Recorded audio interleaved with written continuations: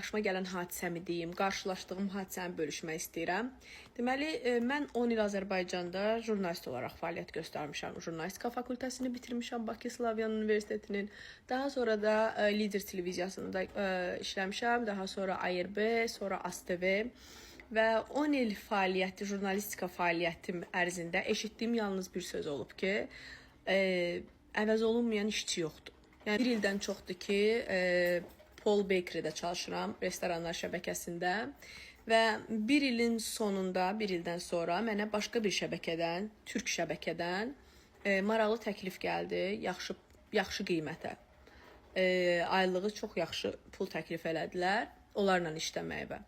Və təbii ki, mən getmək istəmirəm. İnsan alışdığı yerdən Amerikalılarla işləməyi daha üstün tuturam. Həm dil baxımından, həm prestij baxımından.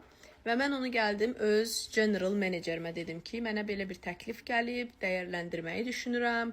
Və yəqin ki, artıq 2 həftə, 3 həftə sonra yəqin ki, sağollaşacağım sizinlə. Və gözlənilməyən bir şey oldu. Və onun mənə ilk sualı bu oldu ki, niyə görə gedirsən? Əgər məsələ puldursa, sən heç yerə getmirsən. İkinci isə sözü bu oldu ki, sən əvəz oluna bilən işçi deyilsən. Hətta dedi, mən belə əvəz oluna bilərəm, baristalar əvəz oluna bilər, amma sən əvəz olunan işçi deyilsən.